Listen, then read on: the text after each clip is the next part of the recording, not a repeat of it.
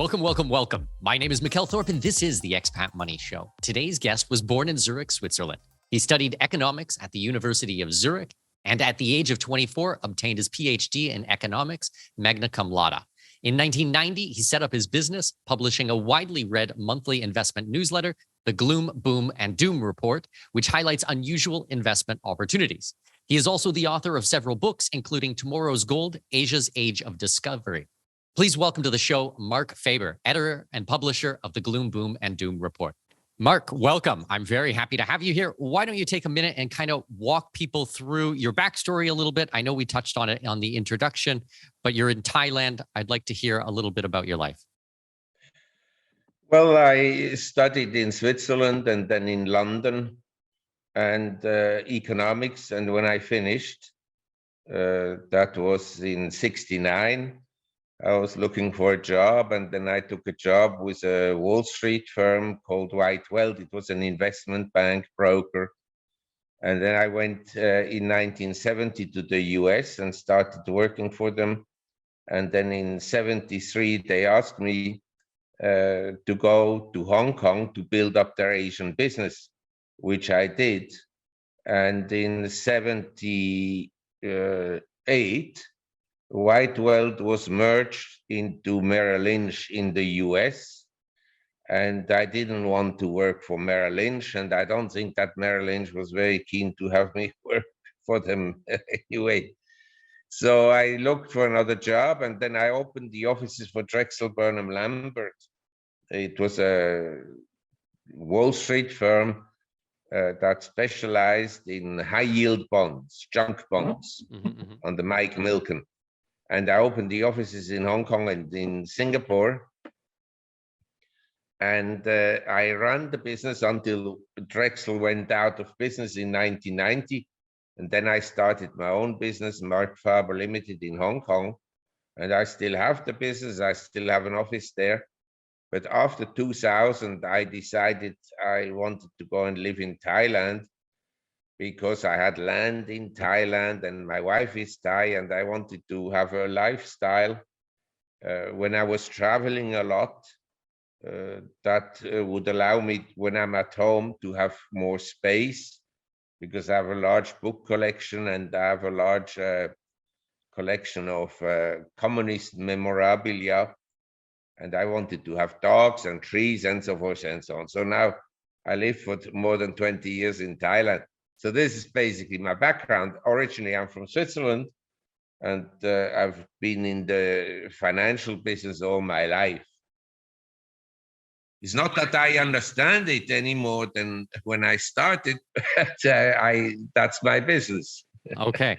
Well, when we were looking to leave the UAE, we were looking at Hong Kong and moving over there. But the space, as you had said, was just not nearly enough. I needed somewhere that I would actually be able to build a life and spread out a little bit. Now, do you have a lot of your investments? Are you really focused on the Asian markets still, or are you having more of a global perspective these days? I have a global perspective, but since I live in Asia,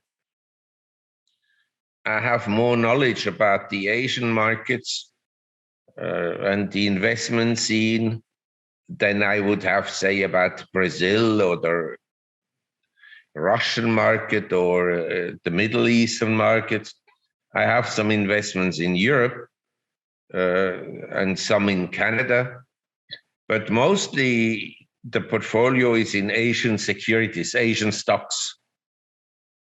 Well, we've seen the Asian stock market and a lot of the things in Hong Kong looking very, very cheap these days. They've really been beaten up. What's your opinions about some of the companies over there these days?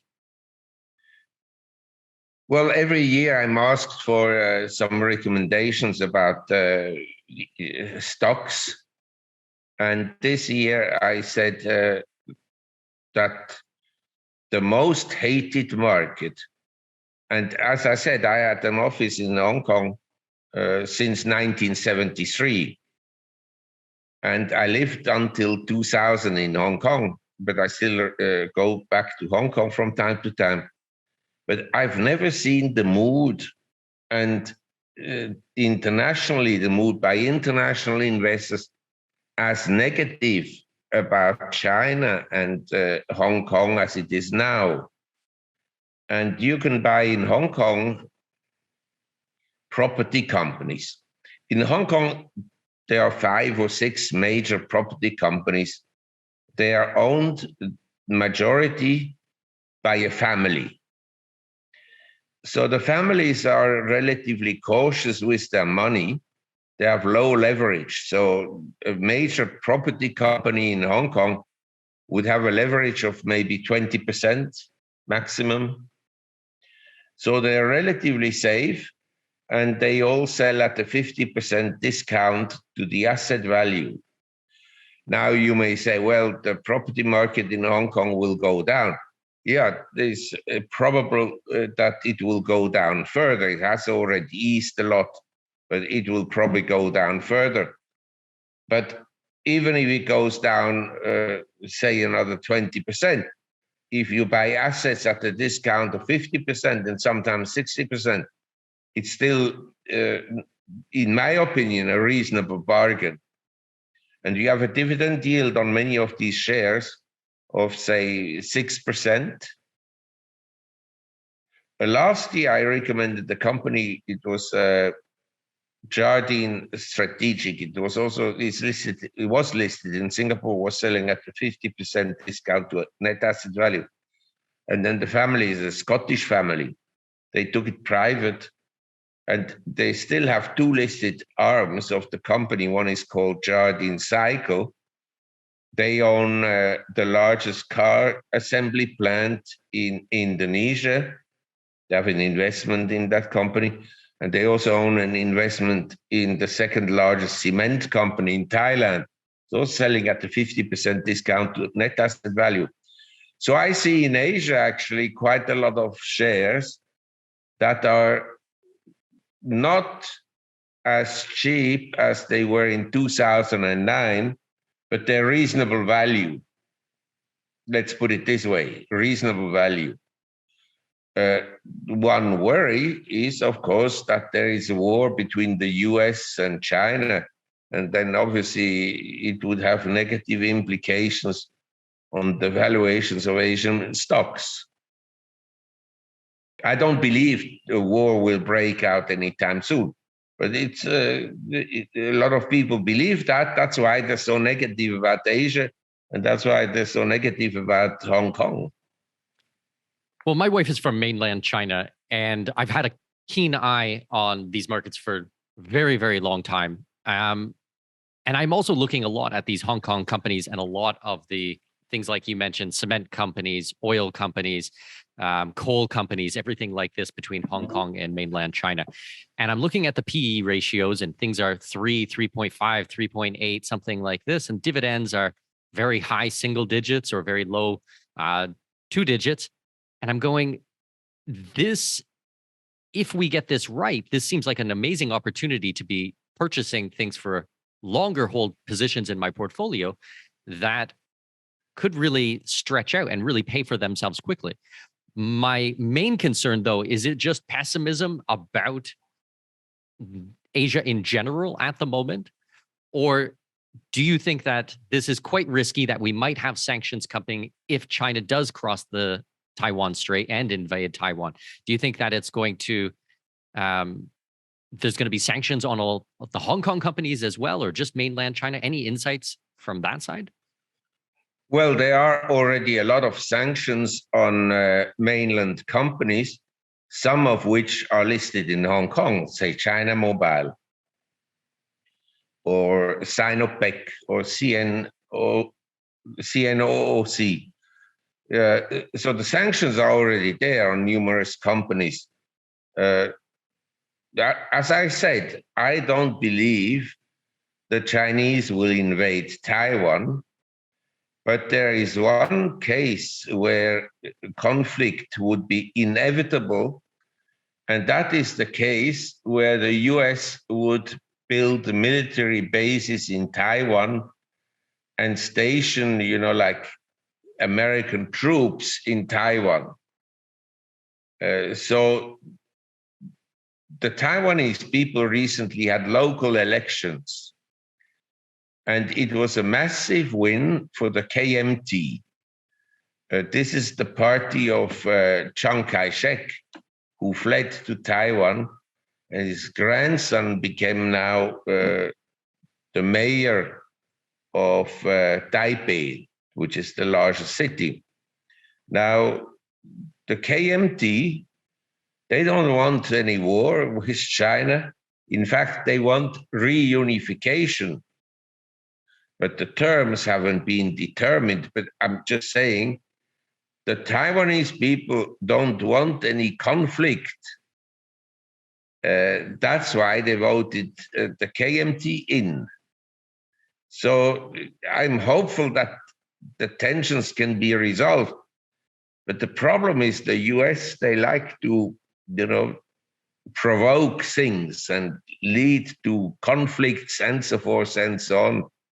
So I don't know, but let's put it this way. A conflict would be bad for all financial markets in the world.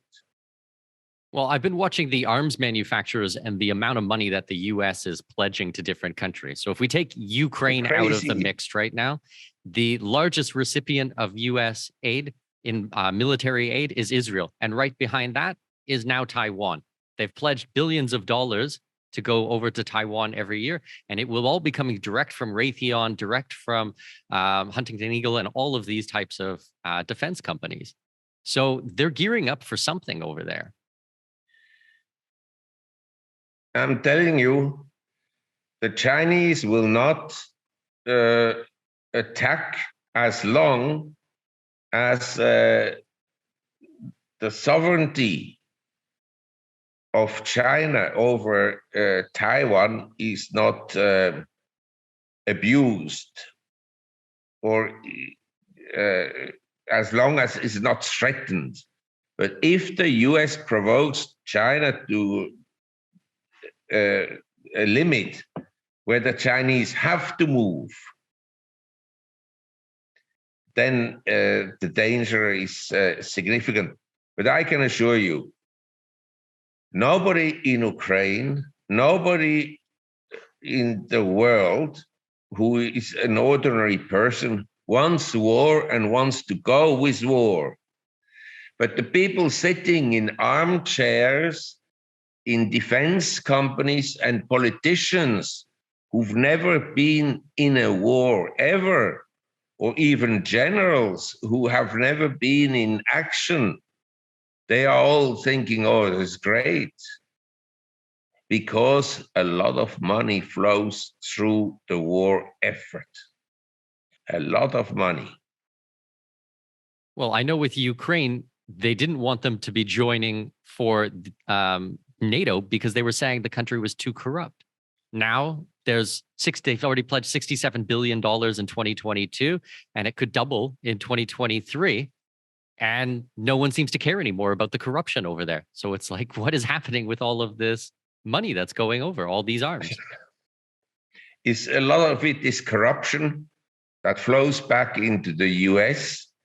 We have so many examples of money flowing straight back into the pockets of politicians in the US and of American companies.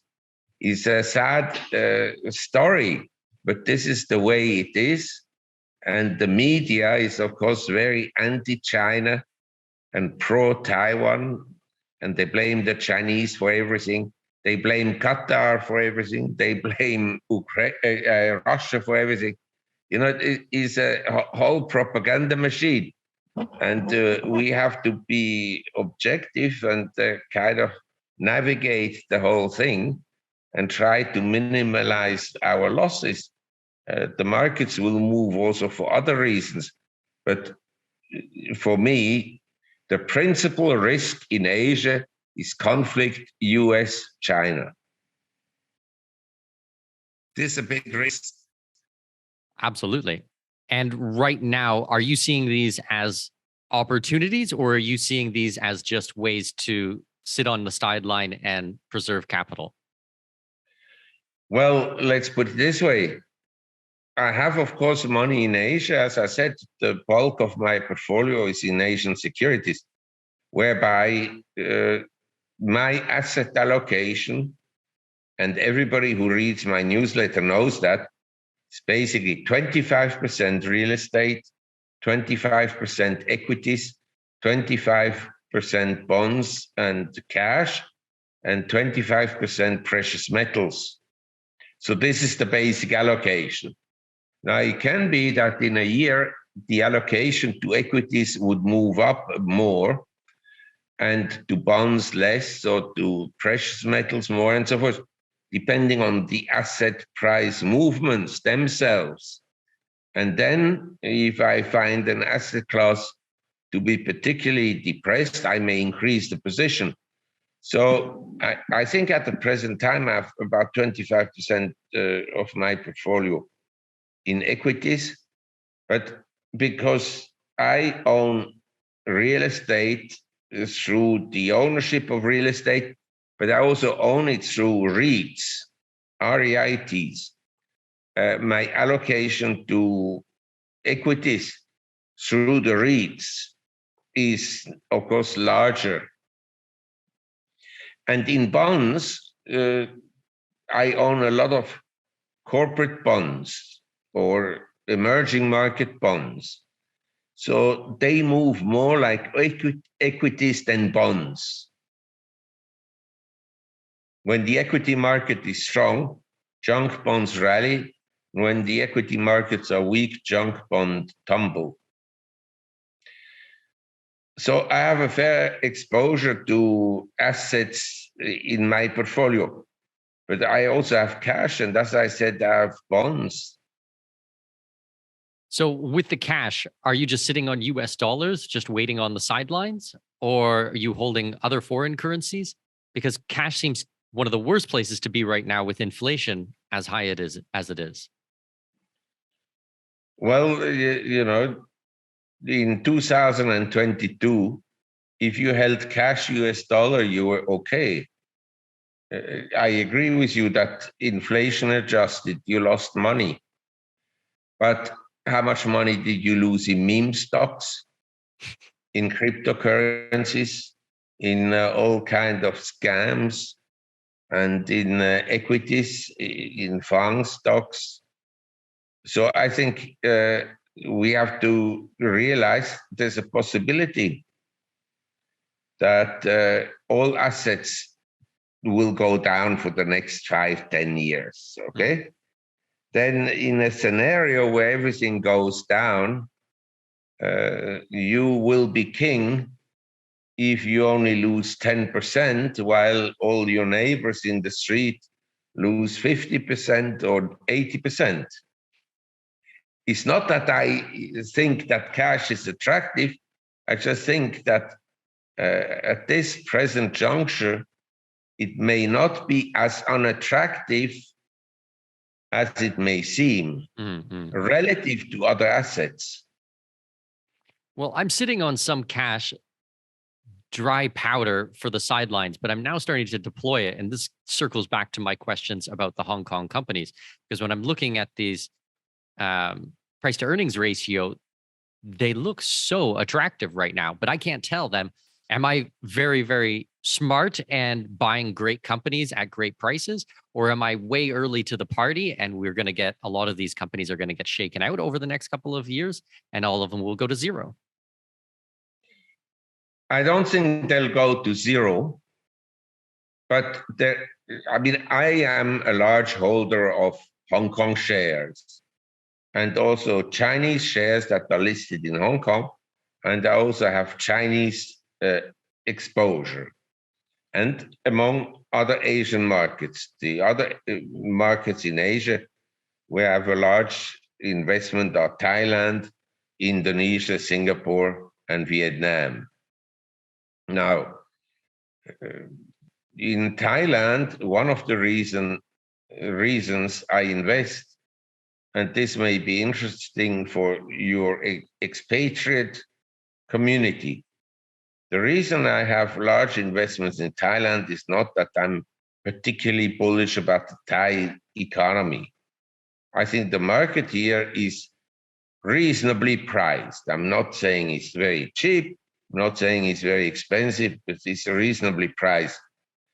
And the reason I have these investments in Thailand is that I think we may move into a world where you and I, we cannot transfer money from A to B. So let's say I transfer every money for my household needs and for my wife and so forth and so on to Hong Kong from overseas. But maybe one day this will not be possible. So I want to have a portfolio where I live. I also have physical gold where I live. I want to make this clear. If you are living somewhere and your gold is in New York or Canada or far away, you may not be able to get hold of it in case of a crisis. So are you speaking specifically about brokerage accounts, having brokerage accounts set up in different countries, opposed to just using something like IBRK and having one account that holds everything? You can have brokerage accounts in different countries and also bank accounts. I have a bank account in Thailand, or I think even two, but I have brokerage accounts here in Thailand. Mm-hmm. I have also brokerage accounts elsewhere, but specifically here in Thailand, because I live here and I want to have sufficient funds if whatever happens.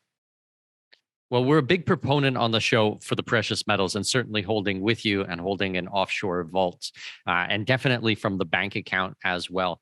I guess sometimes we get a little bit complacent with some of the online brokerage accounts right now that really give you access to all of the markets and the world at once. But what I hear you're saying is actually it's probably best to diversify out of those as well and not have your entire stock portfolio just through one broker.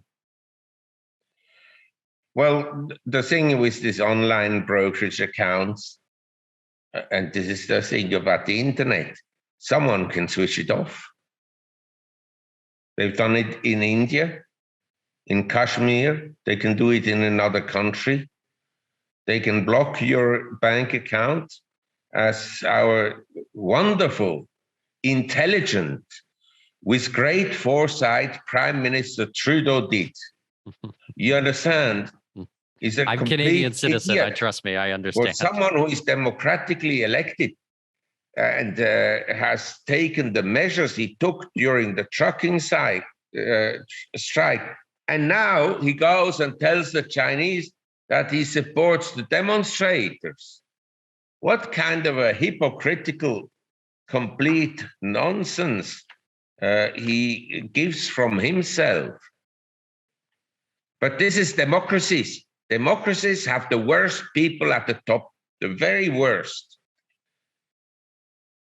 I agree with that wholeheartedly. I agree with that wholeheartedly. Little, nothing people. Yes, on that point, we are very much on the same page. My listeners know I'm very outspoken about these types of things.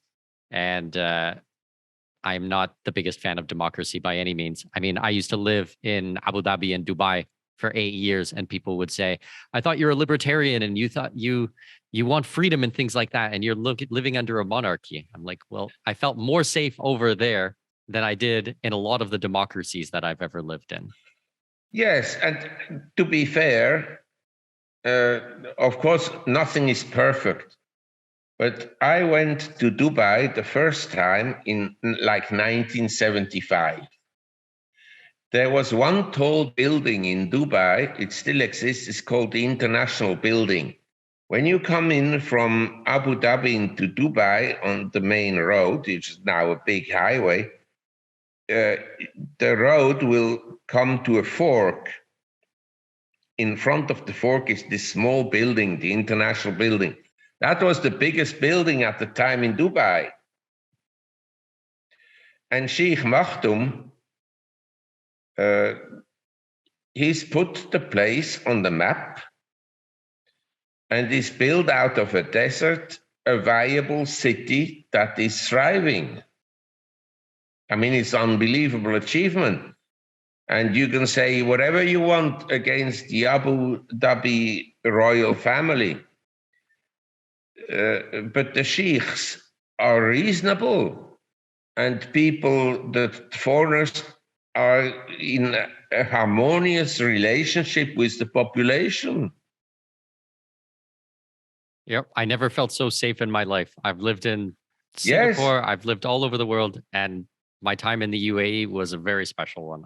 you can arrive at the airport, you can deposit your suitcase and walk to change money. And when you come back, the suitcase is still there. Try to do that in Chicago, in Los Angeles, in New York. Yep, absolutely. And now we have an interesting example. The whole world is bitching about Qatar. First of all, is a lie that so many people died during the construction of the facilities.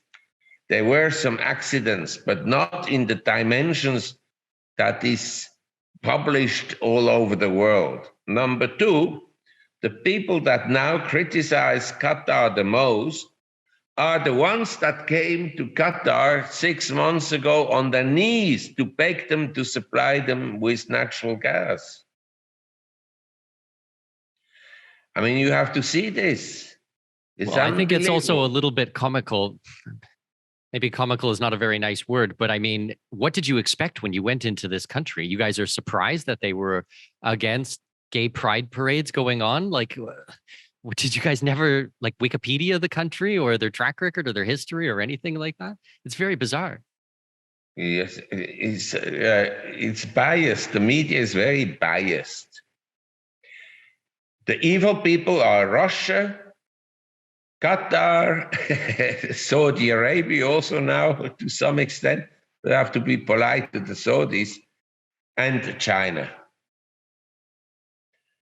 But this Qatar business surprises me because Qatar hasn't done a lot of harm to anyone internationally.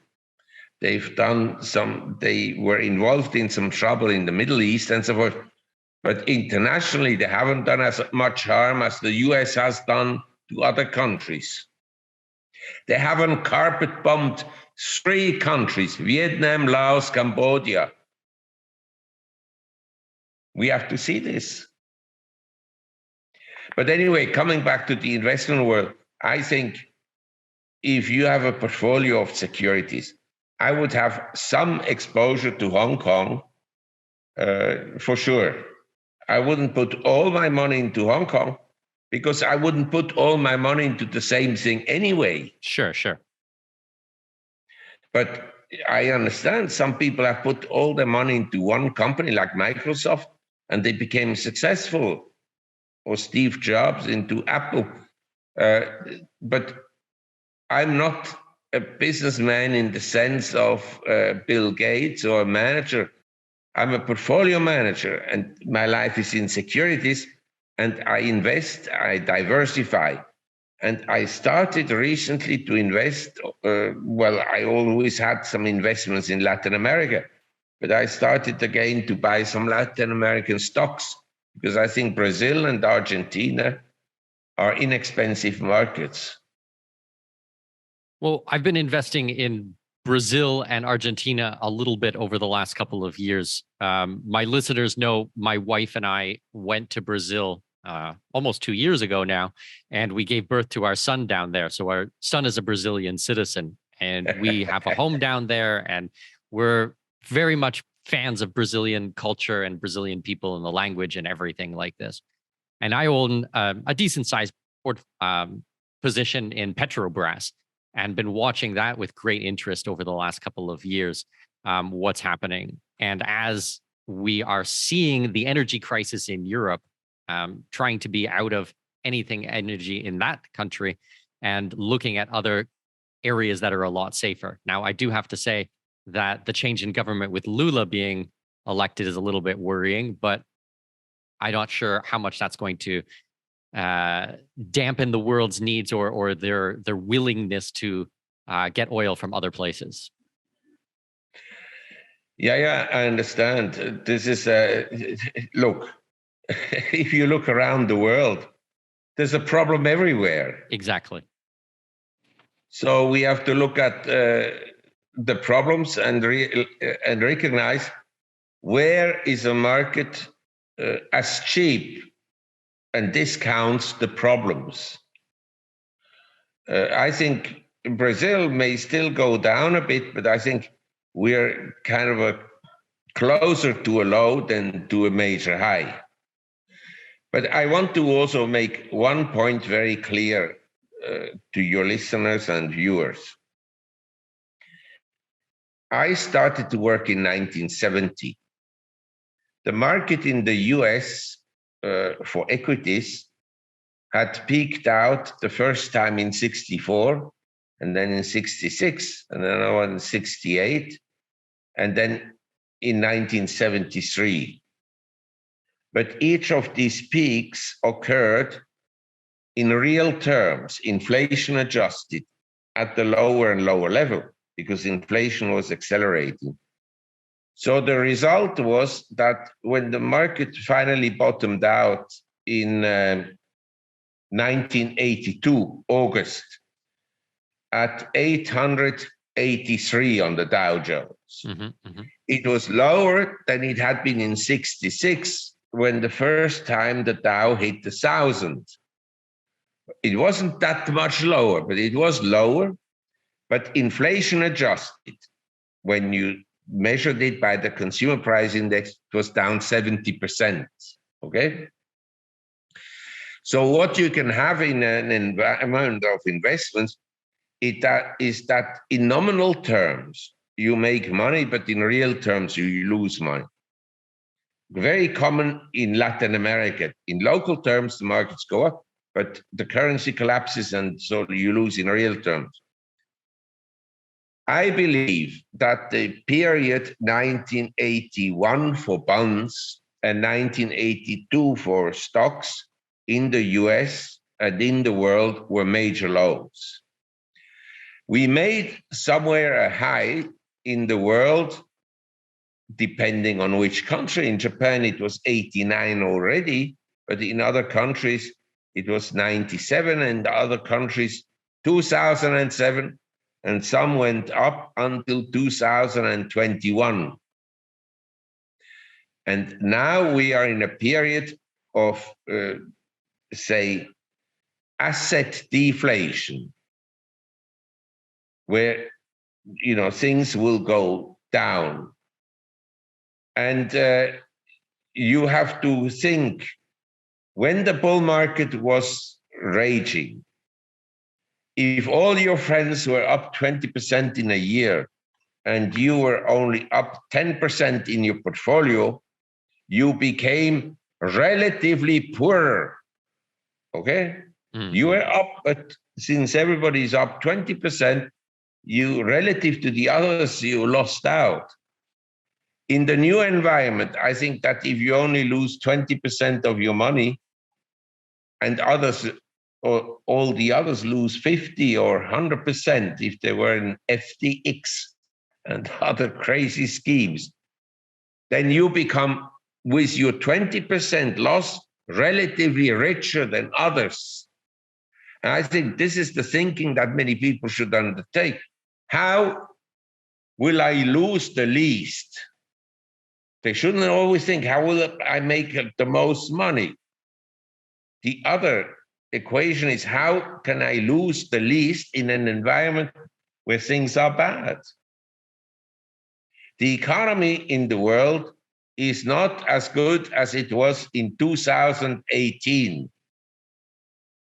I know that for a fact. It's visible. So, with what you've just said, why are you still in bonds and equities and things like that, and not allocating a higher percentage to something like gold or silver, which has probably more likelihood of retaining value? Look, my allocation to precious metals at 25% is a very high allocation. Not many people have 25% of their money in gold and silver and platinum. Most people have 5%. Go to look at institutional portfolios in the US. The allocation to gold, silver, platinum is maybe 1 or 2%. That's it. If they allocated just 5%, the price of gold would be much higher, believe me. Mm-hmm. Well, what's your opinion for retail investors? I explained to you now why I'm not heavier into gold, even though I think it's my preferred asset. Actually, my preferred asset for the next 12 months is platinum and silver, not gold. But let me explain you why I'm not heavier. I think there is a serious risk that the governments will impose some sort of wealth taxation.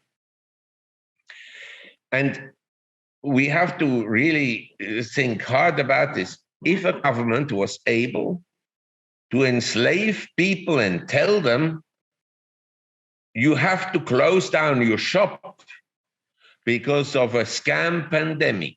It's a complete scam, this pandemic. Actually, a lot of politicians should be in jail for having, imposed these policies, including your friend Trudeau. Yeah, I'm going more with tarred and feathered or quartered, but I would settle for jail for sure. No, yes, I agree with you. We can find an appropriate first jail and then find an appropriate method of torture. Yes. And we know who the experts are in torture. Anyway, but what I want to say is, if that was possible, it is possible that the governments one day will take gold away. Will they do it?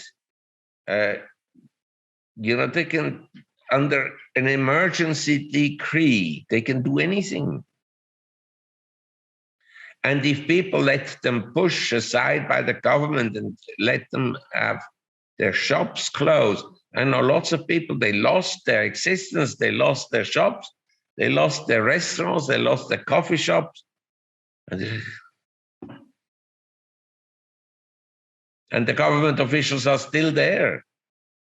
So I'm cautious about gold. That's why I also diversify the place where I hold gold.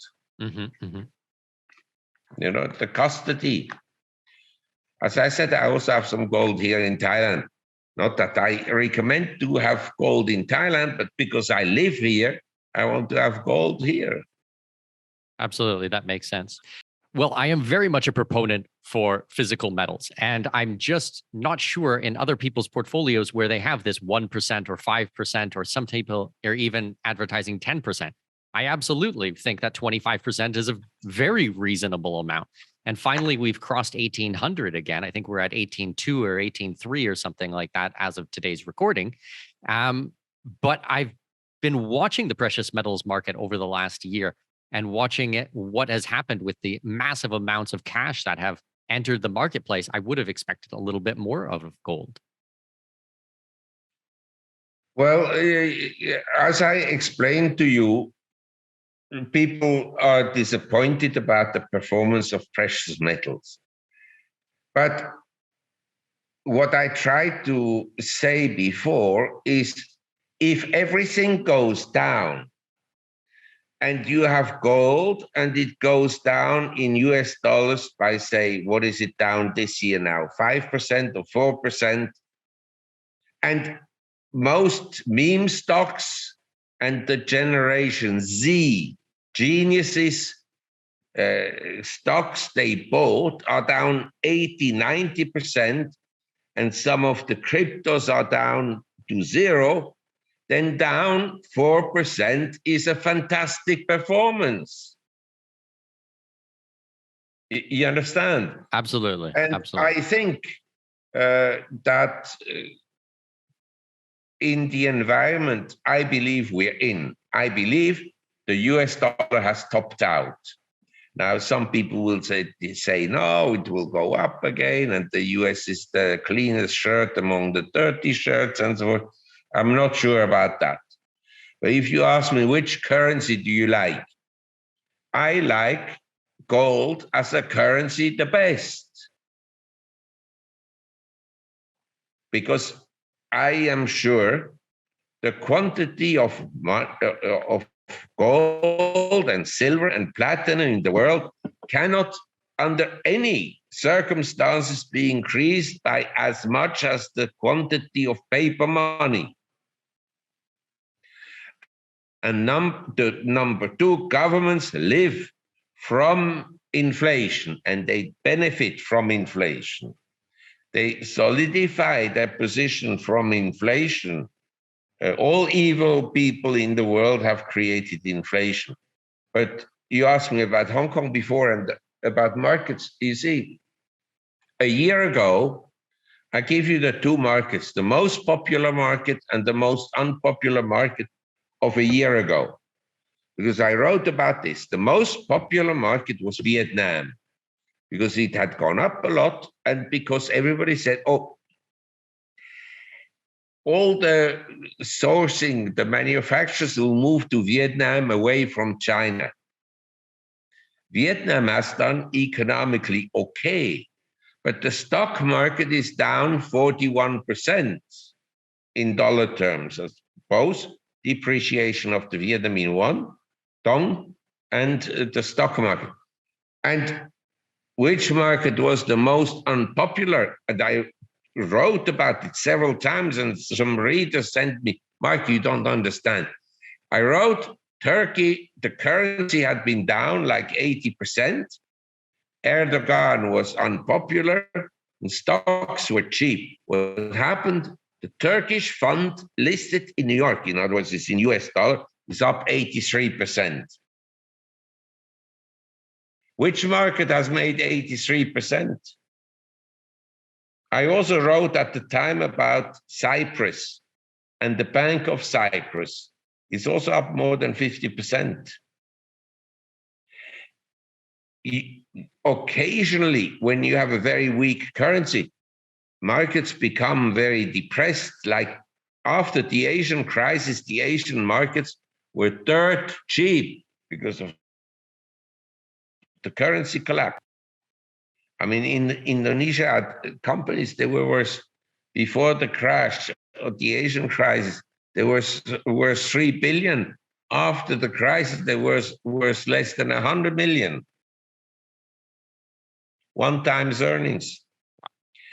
So I look at these things, but I feel the dollar has topped out and that it may weaken a lot, but especially weaken against precious metals.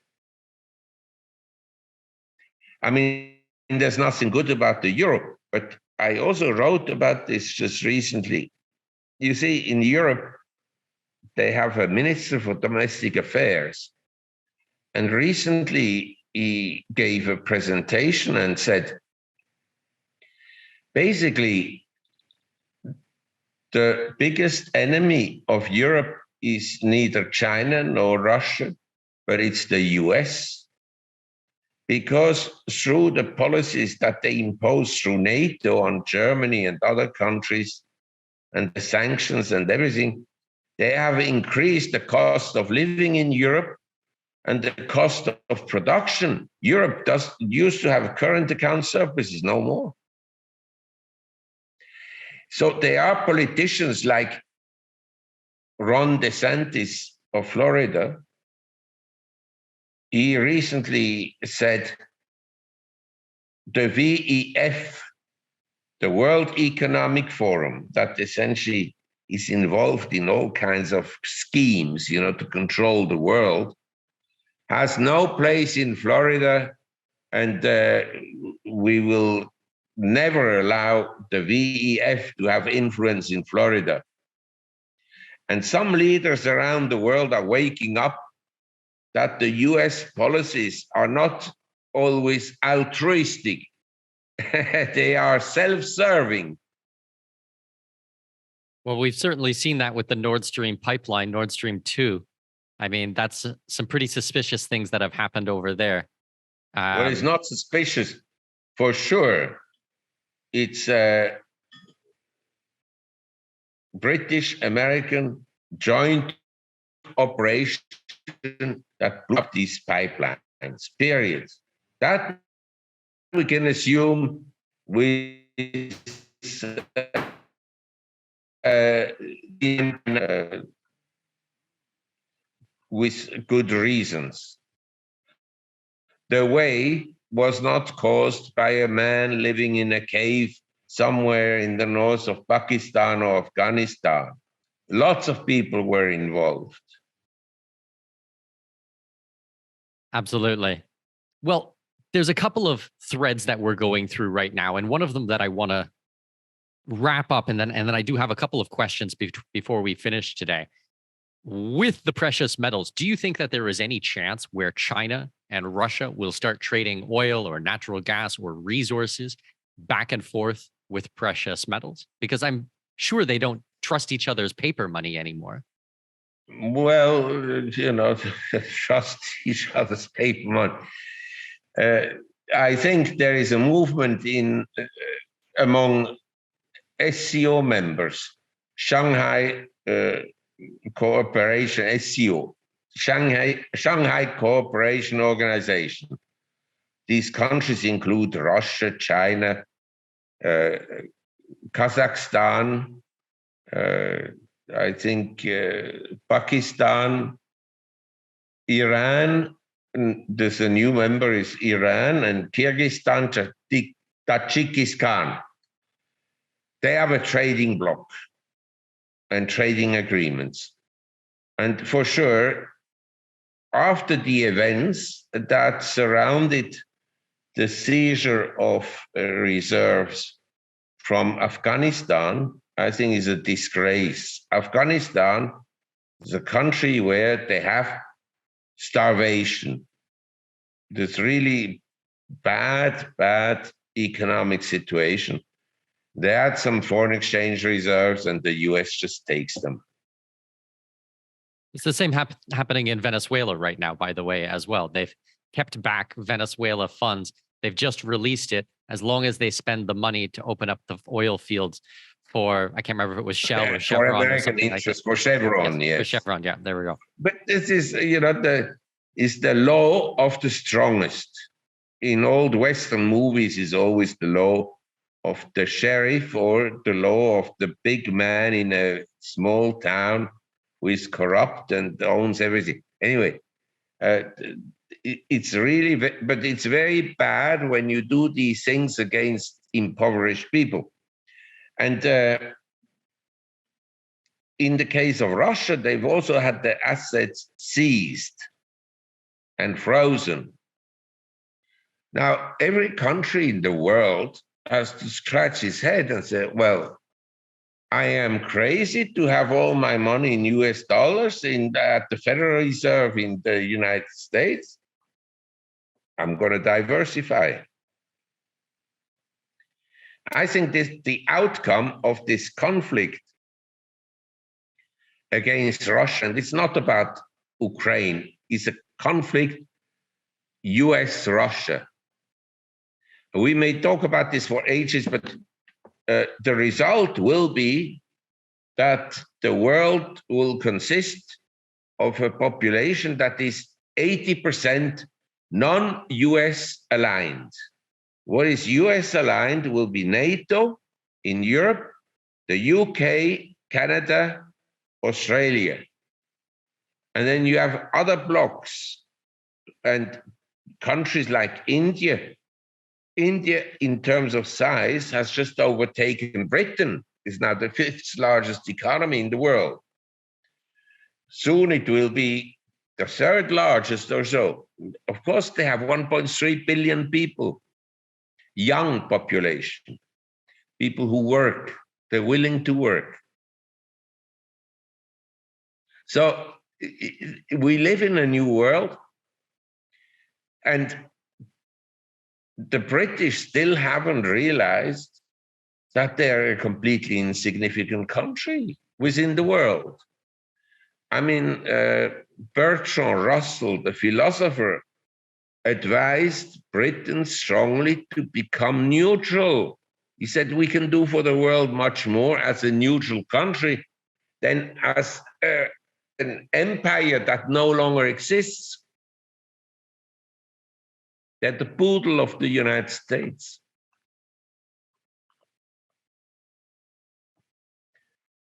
So anyway, this is my view. I would diversify outside the Anglo-Saxon bloc. If you have assets in Canada, the UK, the US, Australia, it's basically one and the same. You know, they sanction you in one country, the others will do the same. So I would have some assets in Asia, and I would have some assets in Latin America.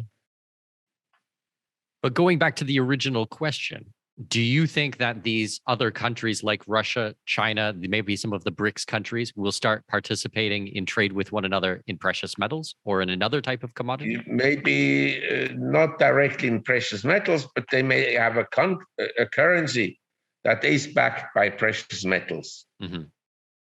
It's possible. It's possible. That's what I'm thinking. But there as is well. much more trade occurring today outside the US dollar than before.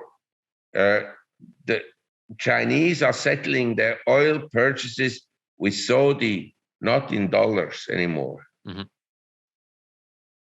And India buys oil from Russia, and they don't settle in US dollars. So a lot of things are happening now, but I think strategically the US made a mistake that they accelerated this trend. Nothing the government has ever done is good. The Well private said. market could have found better solutions. Absolutely. Anyway, you wanted to ask me 2 or 3 questions because we're coming to the end. Absolutely. My last piece, just to kind of wrap up our currency conversation, was if you are holding cash right now and you believe that US dollars have peaked, what other type of fiat would someone want to look at right now for staying on the sidelines? As I said, precious metals. But I think a reasonable currency is the Singapore dollar. Okay. It is one of the better ones. I happen to think that some Latin American currencies are reasonably priced. You know, this year, the Mexican peso is up a bit against the US dollar and the Brazilian real as well. Mm-hmm. And of course, the Russian ruble. that is its own conversation, which we probably don't have time for today. But I think, you know, I live in Thailand. I can tell you, in Thailand, recently they had a survey conducted by an organization. It was on Bloomberg. The cheapest cities to live in. Number 1 cheapest city was Kuala Lumpur in Malaysia. I don't agree entirely with this view, but I give you the results of the survey. And then the number 2, 3, 4, 5, 6 were cities in Portugal and Spain. Mm. Now, I don't think that Barcelona and Madrid are all that inexpensive, but in Europe, if you go to the countryside in Germany, Britain, and Spain, Portugal, Italy, Sicily, along the Balkan countries, you know, Macedonia, Croatia, and so on, you can buy real estate very reasonably. In Italy, they give it to free for you to live in a village. Yeah, we've done interviews on this €1 homes in Italy. We've done entire episodes. Pretty wild. Yes, but you have to then do something with it. So it's not entirely free. But I'm saying the cost of living in small villages in Europe, in the countryside, is inexpensive. in today's economy of internet and so forth, you can be anywhere as long as the internet works. So I'm mentioning this, but some cities in Asia are also quite inexpensive, in the countryside. Chiang Mai is the second largest city in Thailand. Thailand is a country with, I don't know, a little bit over 70 million people. And it's surprisingly, the infrastructure works reasonably well. And this, as you say, is safe. You felt safe in Dubai. I feel reasonably safe here. Not as safe as in Dubai and Abu Dhabi, but reasonably safe. But anyway, I estimate the cost of living here to be about 70% lower than in a European or American city. Mm-hmm. Not for everything, the cars are more expensive here than, say, in America, especially if you buy luxury cars, like Singapore is saying, a luxury car is crazy. But normal cost of living is here reasonable. Absolutely. I mean, that's also how I feel about a lot of the places in Latin America right now. I think that there's amazing opportunities to have a fantastic life down in one of these countries where you can really up your standard of living and lower your cost of living and get out of the big cities in Europe, in Canada, in the United States. Like, what are people still doing there? There's a lot more opportunity in places like Southeast Asia that you said, or here in Panama where I am, or where we were talking about in Brazil and Argentina and places like this. Yes, for sure. So I'd say Asian currencies are reasonably priced against the US dollar. They're not terribly depressed, but say, I feel I have a portfolio in Thailand of stocks. Okay, the stock market is down a bit this year, but not hugely in local currency, maybe 4%. And the currency has been down, maybe 5%. But my portfolio is about flat because I have very high dividend yields. Mm-hmm, mm-hmm. And I had some maybe fortunate investments, but I'm not measuring myself as someone who outperforms the index and so forth.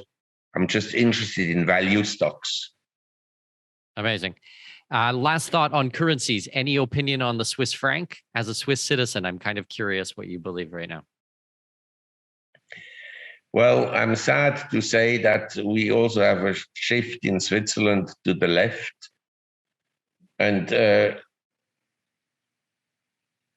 we're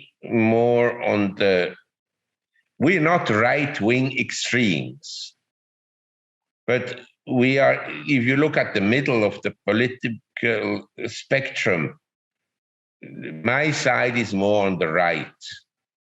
But I don't belong to any party. But we launched an initiative for neutrality. But a lot of people don't want neutrality because, if you strictly enforce neutrality, there's no way for you to join NATO, no way for you to join EU. I think it's desirable not to join these organizations, to be neutral. But a lot of other people, the politicians, they like these organizations because there's lots of money in it. Someone sent me a picture of the foreign minister of Ukraine in his Mercedes car. Then it was found out that it's a stolen car from a year ago in Germany. Nice. So a politician in a stolen car. I wrote, every politician has stolen his car. Absolutely. Through taxation. But I'd say there are currencies, that will surprise on the upside against the US dollar. But I personally, for someone who has cash and only 5% in precious metals, I would tell him you're underweight precious metals. Mm-hmm, mm-hmm. Perfect. Well, we'll end it there, Marc. Amazing conversation. I really appreciate your insights. Thank you so much for your time. If my listeners, if my audience want to find out more about your writing and more about your work, where can we send them? Well, they can go to my website, gloomboomdoom.com, all in one word, gloom, boom, doom. First the gloom, the boom, doom. Amazing. Thank you so much for your time, Marc. I really appreciate it. Well, my pleasure. Bye-bye.